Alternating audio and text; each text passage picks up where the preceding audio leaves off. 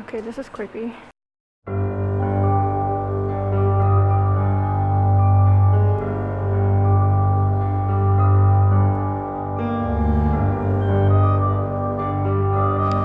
I am now at the Eastern State Penitentiary here in Philadelphia, and when it was opened in the 19th century, it was revolutionary. It sought to reform prisons and its inmates to make them good citizens again. It was built to impress and to scare people away from doing crime in the first place because it looks like a fortress.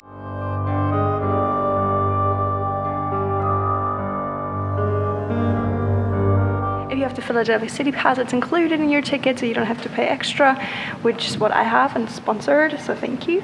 And inside you can grab and should grab an audio guide because there's different stories and really cool narratives like Steve Buscemi who just tell you more about what went down here because it's a really fascinating history. Well, the development of modern prison systems and what should not really be done, and also about what people are thinking by making this so big, impressive, massive, and really scary, and kind of like a torture when they put people in isolation cells.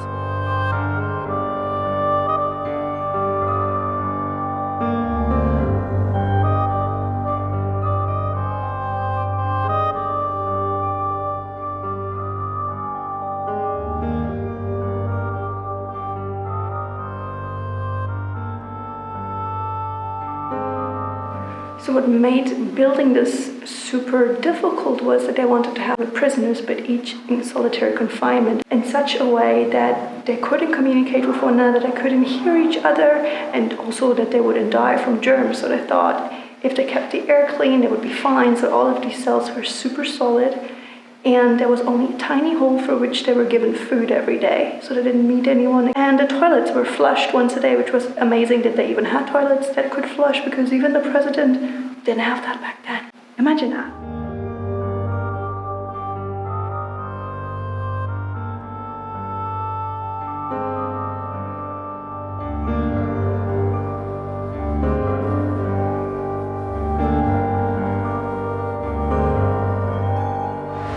So the original model contained 250 inmates, but they soon wanted to expand, so they created 2-story cell blocks, and from the center you can see through all the archways, and up here you can even walk and take a look at how the second addition to the Eastern State Penitentiary looked like.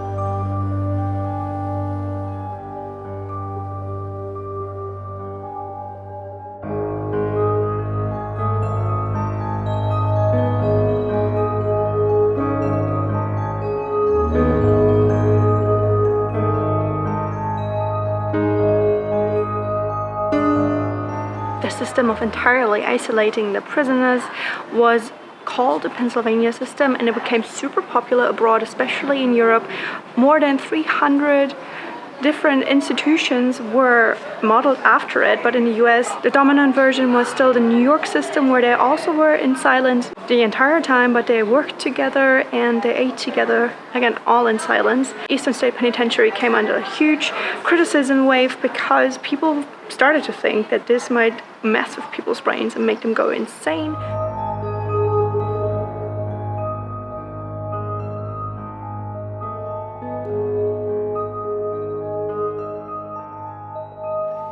Even though Eastern State Pen wasn't as cruel as, say, Alcatraz, it was still pretty horrible. For instance, in winter it was freezing cold, in summer it was smothering hot. People really had a terrible time, even after 100 years, when they stopped doing the isolation cells and started mixing up women and men, different ethnicities, because beforehand they were also segregated.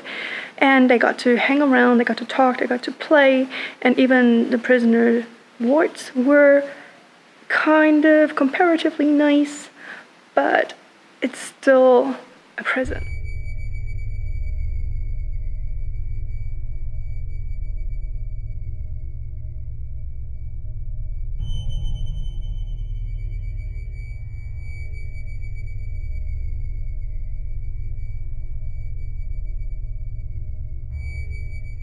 A major problem with Philadelphia's Eastern State Penitentiary was that it was so hard to keep up.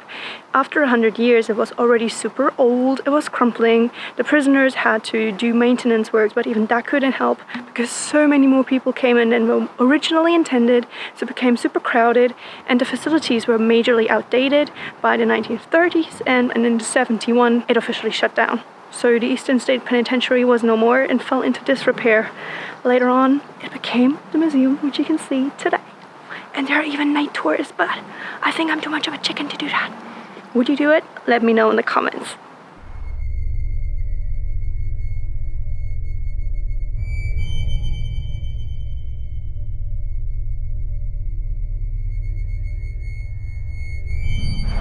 Alright, and that was my little tour around the Eastern State Pen here in Pennsylvania. I hope you liked it. There's more videos coming soon. Subscribe, enable notifications, give me a like, drop me a comment, you know. And of course, there's gonna be an article on the blog, so click through to travelonthebrain.net and check out what I've already written about Philadelphia travels and what I'm gonna write. Stay travel-tastic.